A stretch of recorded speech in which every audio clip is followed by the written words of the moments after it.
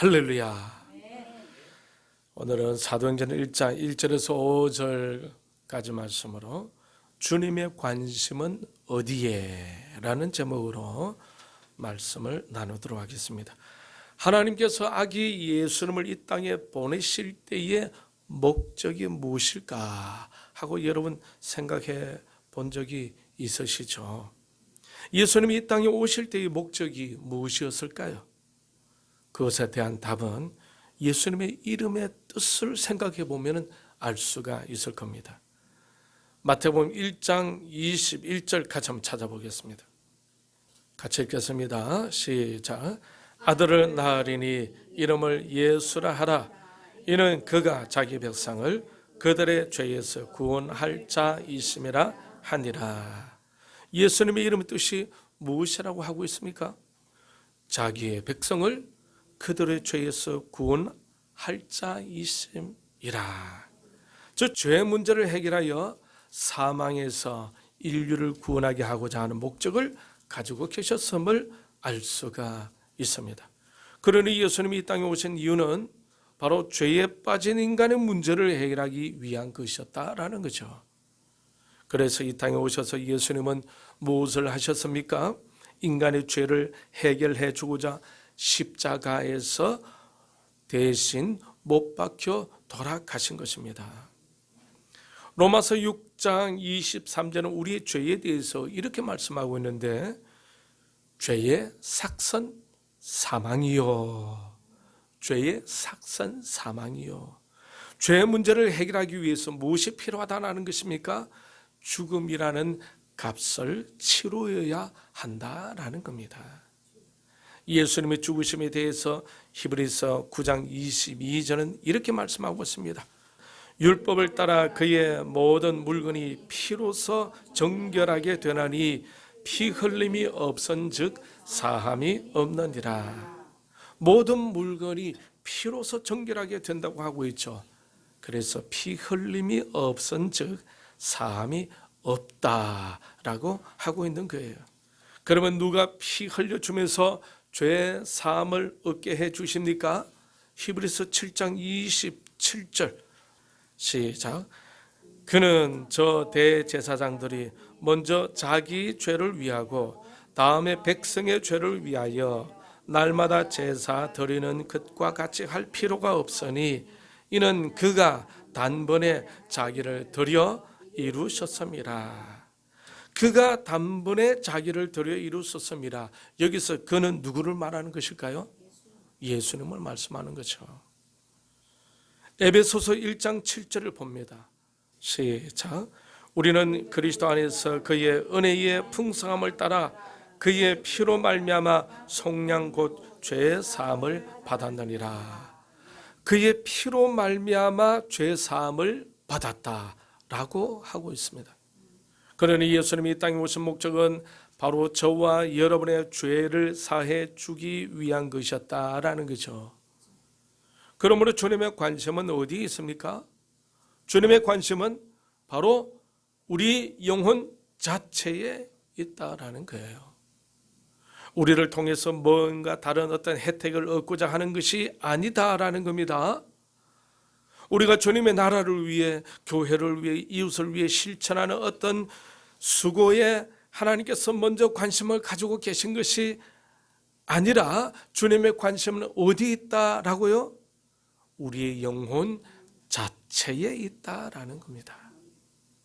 우리 영혼 자체를 죄와 사망에서 건져주시는 것에 관심을 가지셨고 그것을 위하여 이 땅에 낮아져 오신 거예요. 여러분, 순수하게 여러분 자체를 소중히 여겨주고 오직 여러분 자체에 관심을 갖고 여러분을 위해 순수하게 섬겨주는 사람이 있다면 기분이 좋아요, 안 좋아요?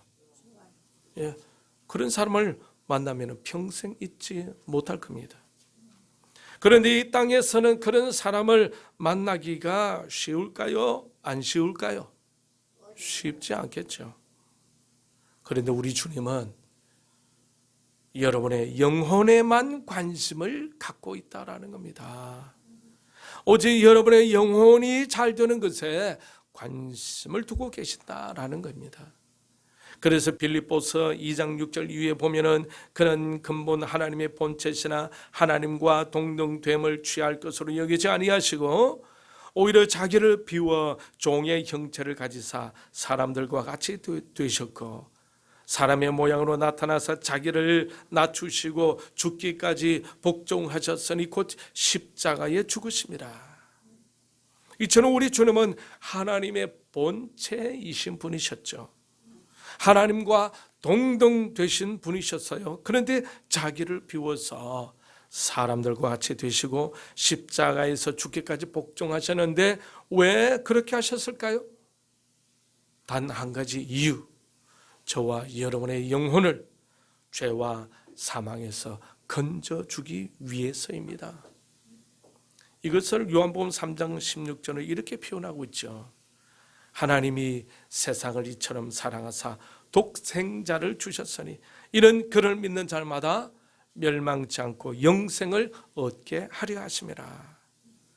독생자 아들이 이 땅에 오셔서 십자가에서 죽으신 이유는 그를 믿는 자로 하여금 영생을 얻게 하기 위함이었다라는 겁니다. 그러니 주님의 관심은 오직 저와 여러분의 영혼에 대한 관심뿐이었음을 여러분 아시겠죠? 우리로 하여금 죄에서 해방되고 영생의 길을 가게 하기 위한 것뿐이었습니다. 그것 외에는 아무것도 관심이 없었어요. 오직 저와 여러분 영혼을 위한 것이었어요. 에덴 동산에서 마귀로 인해 죄에 빠져 하나님의 형상과 모양을 다 잃어버렸지만은 이 예수님을 통해 다시 원래의 모습, 잃어버렸던 하나님의 형상과 모양을 회복시켜 주기 위해 이 땅에 오셨다라는 겁니다. 그러니 여러분을 향한 하나님의 관심이 무엇인지 여러분 알 수가 있으시겠죠? 이 하나님의 사랑, 이 하나님의 순수한 관심을 알게 된다면 하나님께서 얼마나 여러분 자신을 사랑하고 계시는지를 알게 될 것입니다. 그러면서 비로소 우리의 마음은 날아갈 듯 가벼워지고 기쁨으로 가득 차게 되는 것입니다. 때로는 사람들은 자신을 향한 사랑을 경험하지 못할 때 어떻게 될까요? 우울해지죠. 외로워집니다. 고독해져요. 힘도 빠지게 되고 의욕도 상실하게 될 것입니다. 그러나 자기를 사랑해주는 존재가 여전히 곁에 있다는 사실을 깨닫게 되는 순간 다시 원기를 회복하게 되는 것입니다. 그런 사람은 낙심 가운데서도 다시 인생을 시작할 수가 있어요. 그 사랑을 알게 되는 순간 다시 열심을 낼 수가 있는 겁니다. 다시 도전도 할 수가 있겠죠. 아무것도 바라지 않고 오직 저와 여러분의 영혼에만 관심을 두셨던 하나님 아버지의 그 사랑, 여러분 꼭 잊지 마시길 바랍니다. 여러분 영혼 자체가 주님이 십자가에 달려 죽으셔야 했던 그 이유였던 것입니다. 하나님은 그처럼 여러분을 그토록 귀하게 보고 계셨던 거죠. 이것을 깨닫게 되면 하나님을 향한 감사가 자연스럽게 일어나게 되고 찬송이 나오게 되고 하나님을 경배하지 않을 수가 없게 될 것입니다. 그리고 그 하나님이 원하시는 것들을 해드리고 싶은 마음이 하나 둘 생겨나겠죠. 이러한 헌신은 하나님의 은혜에 대한 감사와 믿음의 표현인 것입니다. 이러한 감사가 바로 섬김의 삶으로 나타나는 거예요. 우리가 이것저것 섬기기 때문에 하나님으로부터 복을 받게 되는 것이 아닙니다. 우리가 이것저것 하나님을 위해 교회를 위해 수고하기 때문에 복을 받게 되는 것이 아니다라는 겁니다. 이처럼 섬김이란 무엇이냐? 복 받기 위한 수단이 아니다라는 거죠. 섬김이란 하나님의 사랑과 관심을 깨닫게 되어질 때에 자연스럽게 우리 삶 속에서 우러나게 되는 것이 바로 섬김이에요. 사랑과 은혜에 대한 감사의 표현인 것입니다. 우리 자신의 영혼을 진정 사랑해주고 우리의 영혼이 잘 되기 위해 애써주시는 주님을 생각하게 되면은 자연스럽게 저절로 주님이 기뻐하시는 것에 수고하고 싶은 마음이 생기게 될 것입니다. 교회에 와서는 하나라도 더 수고하고 싶은 마음이 생기게 되겠죠. 화분의 식물도 그냥 지나치지 아니하고 눈여겨보고 돌보고 싶은 마음도 들고, 테이블도 한번 닦고 싶은 마음도 들고, 실내 바닥도 썰고 닦으며 섬기고 싶어지는 것이죠. 왜? 내 아버지의 집이니까. 이 섬김은 우리가 복받는 것하고는 전혀 관계없는 것임을 이미 말씀드렸어요. 복은 이미 예수님을 믿는 순간 받게 되었고, 받은 그 사랑과 관심에 감사하여 보답하는 차원에서 하는 것이 바로 섬김의 삶이다라는 겁니다. 주님이 이 땅에 오신 목적이 무엇입니까? 저와 여러분의 영혼 그 자체를 위해서 오셨다. 여러분은 얼마나 감사합니까? 그러니 이 순간 사랑과 관심을 알게 되니까 우리에게서도 주님을 향한 감사와 찬양이 나오게 되는 겁니다. 주님을 경배하며 주님을 위해 무언가 하나라도 헌신하고 싶어하는 마음이 생기게 되는 것입니다. 그렇게 해서 하나님을 위해, 교회를 위해, 성도들을 위해 하나라도 섬기고 싶어지는 거예요. 사랑하는 성도 여러분, 꼭 기억하시길 바랍니다. 주님이 이 땅에 오신 목적은 다름이 아니라 오직 여러분의 영혼, 그 영혼을 구원해 주시기 위한 것이다라는 겁니다. 이 순수하고 숭고한 하나님의 사랑과 관심을 여러분 믿음으로 받아들이시길 축복합니다. 그리고 오늘 이 본문에서 보면은 주님의 관심이 잘 나와 있어요. 어떤 것입니까? 바로 하나님의 나라에 관한 일입니다. 오늘 이 본문은 언제 기록되어졌는가 하면 2절을 같이 읽어보겠습니다. 2절 시작. 그가 택하신 사도들에게 성령으로 명하시고 성천하신 날까지 이를 기록하였노라. 예수님께서 부활하신 후에 40일 동안 제자들과 함께 이 땅에 머무셨는데 성천하신 그날까지 이를 기록한 것이 바로 사도행전입니다. 이때 예수님이 제자들과 40일을 머무시는데 제자들에게 보이시면서 말씀하신 내용들이 많이 있었겠지만 오늘 이 본문을 기록한 누가는 한마디로 어떻게 요약하고 있습니까? 하나님의 나라의 일에 대해서 말씀하셨다라는 겁니다. 그런 주님의 관심은 어디에 있었다고 말할 수 있습니까? 그것은 바로 하나님의 나라에 관한 일에 관심을 가졌다라는 거예요. 하나님의 나라에 대한 말씀은 마태복음 6장 30절에서도 볼 수가 있습니다. 같이 읽겠습니다. 시작. 오늘 있다가 내일 아궁이에 던져지는 덜풀도 하나님이 이렇게 입히시거든 하물며 너희일까 보냐. 믿음이 작은 자들아, 그러므로 염려하여 이르기를 무엇을 먹을까, 무엇을 마실까, 무엇을 입을까 하지 말라. 이는 다 이방인들이 구하는 것이라. 너희 하늘 아버지께서 이 모든 것이 너희에게 있어야 할 줄을 아시노니라. 그런즉 너희는 먼저 그의 나라와 그의 의를 구하라. 그러면 이 모든 것을 너희에게 더하시리라. 아멘. 보통 사람들은 어디에 관심을 가지고 삽니까? 무엇을 먹을까? 무엇을 마실까? 무엇을 입을까? 하는 것에 관심을 두고 살지 않겠습니까? 그죠? 그런데 주님은 어디에다가 관심을 두라고 명령하고 있습니까? 33절을 보니까 그런즉 너희는 먼저 그의 나라와 그의 의를 구하라. 먼저 그의 나라와 그의 의를 구하면 주님은 무엇을 약속하고 계십니까? 이 모든 것, 저 먹고 마시고 입는 모든 것들을 더해 준다고 약속하고 있어요. 이것이 주님께서 제자들에게 권면하신 내용입니다.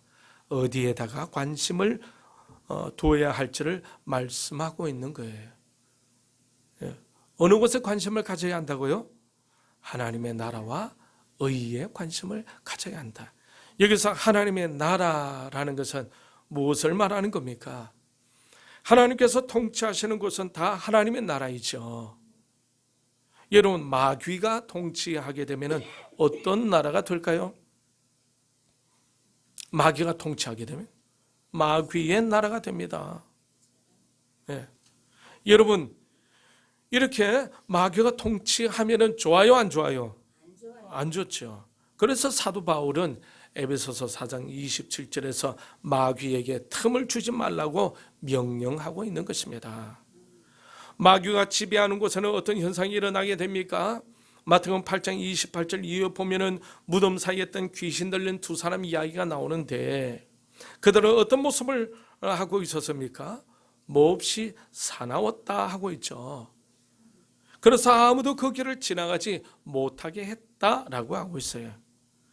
동일한 얘기는 마가복음 5장 1절 이후에도 기록되어 있는데 거기서는 아무도 그를 쇠사슬로도 맬 수가 없다고 하고 있습니다. 여러 번 고랑과 쇠사슬에 매여서도 쇠사슬을 끊고 고랑을 깨뜨렸다라고 하고 있어요. 힘이 무척 세서 아무도 그 사람을 제거할 수 없었다라고 하고 있습니다. 그리고 밤낮으로 소리 지르고 돌로 자기 몸을 해쳤다라고 하고 있습니다. 마귀가 지배하면은 이처럼 분열과 파괴적인 일이 일어나게 됩니다.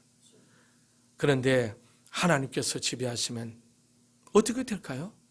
하나님께서 지배하시면 성령으로 충만하겠죠.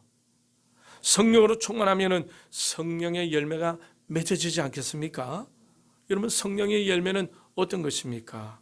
갈라디아서 5장 22절에서 23절 신약성경 308페이지 같이 읽겠습니다.